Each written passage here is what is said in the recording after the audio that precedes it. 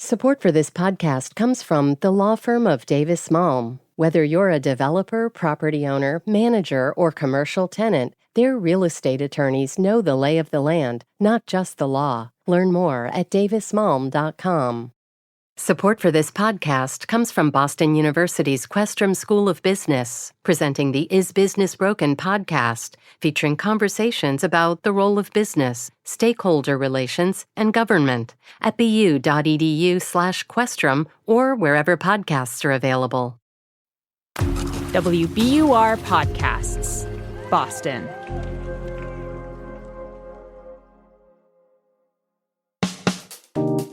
I'm Daryl C. Murphy, and you're listening to The Common.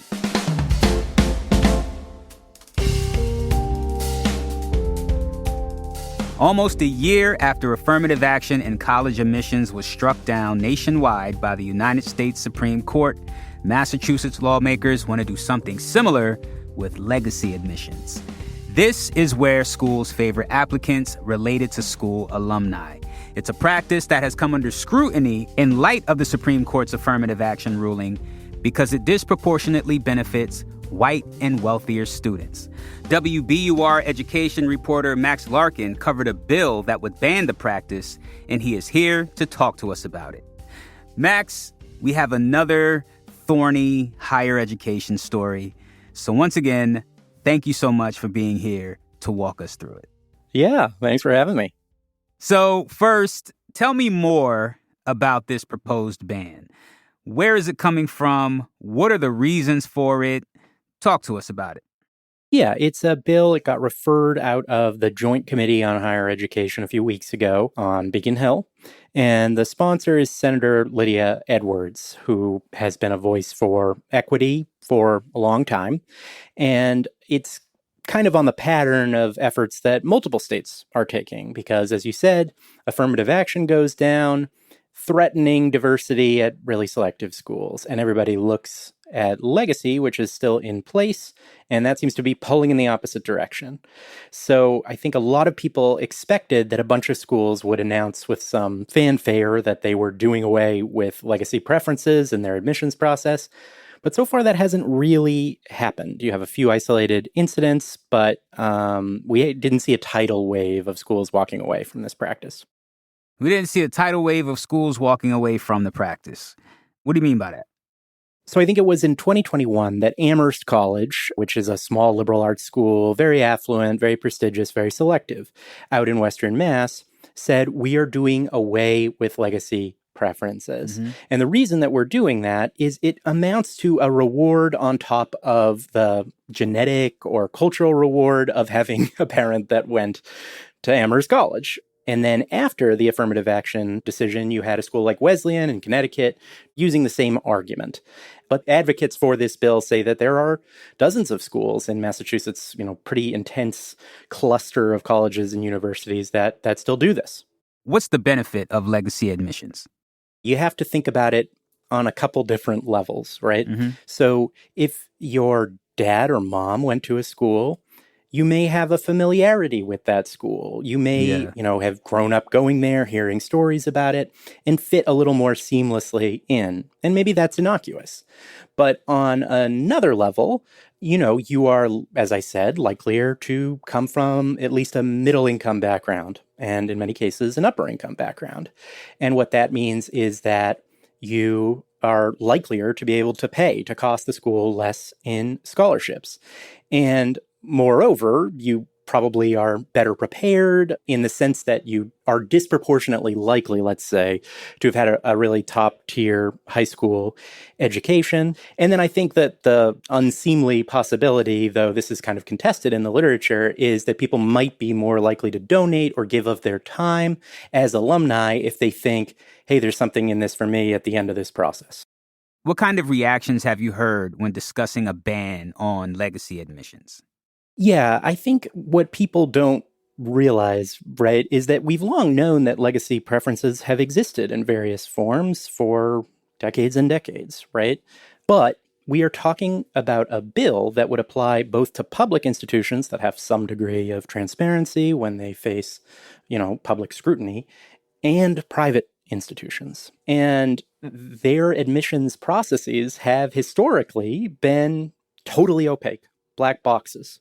And so we know that this is being used, but we don't know how big an advantage it's giving, how it's being implemented. It could change very much institution to institution. I asked the Association of Independent Colleges and Universities in Massachusetts for a comment on this idea. They represent entirely, private institutions. And as you might imagine, they are skeptical. In a statement, a spokesperson said, "Each college and university is unique, a reflection of its mission to serve its students, and ultimately admissions practices and decisions should be made by individual institutions." And they added that since everyone is reacting to the affirmative action ban and what that means for diversity and equity in admissions, this is not the time, they said, for what they called government mandates. So they are skeptical and they are influential in this state as this bill hopes to make it over the finish line by this summer. Max, I want to take a quick break here, but when we get back, I want to talk about what this proposed ban on legacy admissions could mean for diversity. We'll be right back.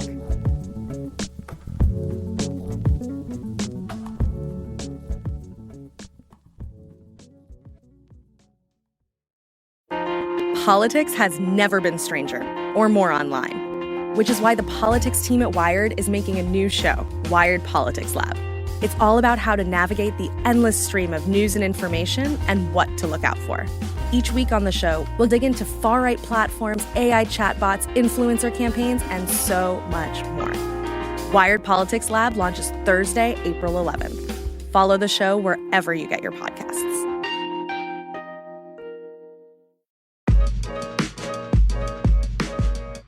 And we're back with more from WBUR education reporter Max Larkin. So, Max, we're talking about legacy admissions and the proposed ban from Massachusetts state lawmakers. I want to shift over to the student body, and I want to talk about what a ban on legacy admissions could mean for diversity there. So, one of the things that I did while I was reporting this story was to think, this is fundamentally a multi-generational story. So it doesn't just matter that these schools have become more diverse. On balance, they have in recent years, particularly places like Harvard, thanks in part to race-conscious admissions or affirmative action. But where were they 20 years ago, 40 years ago? And so I picked 4 schools that use legacy preferences. So that's Tufts, Harvard, Williams College, Boston College. And in 1980, which is the earliest year you can get the data from, their students were 88% white on average. Mm-hmm. And so what that means is to the extent that their graduates go out and have children, you're creating a legacy pool that is at least that white. And so, I spoke to a Stanford-Harvard research team who conducted a recent study of what they call the Ivy 11 highly selective schools. And what they found was, first of all, that legacy does have a big impact on an applicant's likelihood of actually attending one of these highly selective schools, but also that if you take all the high-scoring, relatively well-qualified applicants, of the white students, 12% of them have legacy status at one of those schools. Of the South Asian applicants, it's under 2%. So even as these schools grow more diverse, there's sort of a time lag. And what you see in particular in this study is that like Indian American, Bangladeshi American, Pakistani American students are much less likely to have that advantage and therefore are at a discrete and they would say considerable disadvantage as they apply to the schools.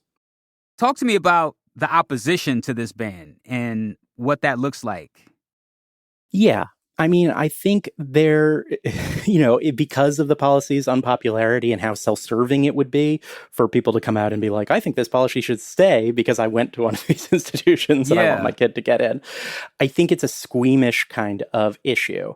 On some level, you have to respect the fact that they didn't just say, let's ban this at public institutions, because that's easier to do. But they swung for the fences. So I spoke to Mary Tamer. She's executive director of Democrats for Education Reform. Their lobbying arm is a big supporter of this bill. And she noted that technically, the state's Department of Higher Education, Daryl, already grants what they call degree granting authority. Mm-hmm. And so it already has the power to revoke that authority to give out degrees if they fall out of compliance with state standards. It's actually the state legislature that allows both public and private institutions to give graduating students degrees is coming from the state already. And so there was an opportunity to tackle this on both sides. And Daryl, it would have a much larger influence at the private institutions that are hyper-selective. But I think it sets up a really interesting enforcement question where it's kind of a nuclear option. If those schools decide that they love this practice so much that they're willing to go to war with the state over it, and the bill passes into law, is the legislature really ready to basically take away their their ability to operate as a university? I think that's a big question raised by this bill. Yeah. Tell me more about how this bill could be enforced. So other states and other bills have contemplated crossing another red line, or what was a red line until around 2017, which is, these schools are private, they're also nonprofit. There's an idea that they serve the public interest. But as they've served the public interest, schools like Harvard, schools like Amherst have become very, very wealthy indeed. So donors have helped make that happen. They might be a little upset if this kind of historical privilege were taken away. I spoke to one man who I thought had a kind of interesting perspective on it, Raul Fernandez. He's an education scholar, an activist based in Brookline, wears a lot of hats. And he said maybe these highly selective schools should actually welcome a state ban, given that they've got anxious and maybe angry donors watching. Let's hear from him. If a state law is passed, those institutional leaders may be able to say, hey, not our doing, right? We need to comply with state law, take it up with the legislature, maybe avoid some of that backlash. In other words, it's in somebody else's hands. And this is an unpopular practice, as we said. And I think, there's a sense in which it's nice to be able to blame the state legislature. Max, with all that said, what is the likelihood that this bill to end legacy admissions in Massachusetts will pass? I think if it were a ballot question, say, it might pass by a resounding margin based on the polling that I've seen. But because it is a bill in our notoriously slow, opaque, and much lobbied state legislature, I think it may be difficult. It's not as if every university is going to be piping up and objecting to this, because they don't all work in the same way. But I do think that statement I read from their professional organization in the state kind of tells me that they're prepared to speak out against this. And I think they have allies in people who say, well, admissions processes at private institutions are at private institutions. And if we get into the habit of managing every aspect of what they consider and what they don't, that could look very different in a state like Florida or Texas than it does in Massachusetts. And so it does feel like a scary precedent. And then I think there's one other detail that I think we would want to get to, which is just because you ban this practice, it does not mean that those seats will suddenly go to deserving but underrepresented students. There have been some speculation, like we talked about those super wealthy, super large endowments, and that pushes schools into a place where they can be pretty generous with financial aid. As we've talked about, I went to Harvard on pretty large scholarship myself. But the schools that can actually do that are few and far between. So I spoke to Angel Perez, who runs the National Association for College and Admissions Counselors, big trade organization for people in the field. And he used to work at a highly selective school.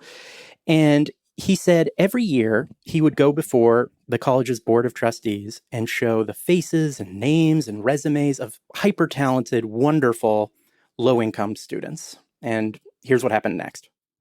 And the trustees would just look at me and say, how could you not admit these students? They're incredible. And I would say, because we can't afford to do that, because we need a certain number of students who can pay the tuition so that we can meet our operating budget. Money, money, money. So Perez, speaking for this enormous organization of 27,000 members, say admissions officers are all over the map. Some like legacy admissions, some don't. But basically, it's a sideshow, he argued, that it only accounts for, say 10, 15% of the class at a maximum. And if a school needs money and they're using legacy admissions to get people paying full freight, you could ban the practice and they could just find kids from other backgrounds who can pay full freight.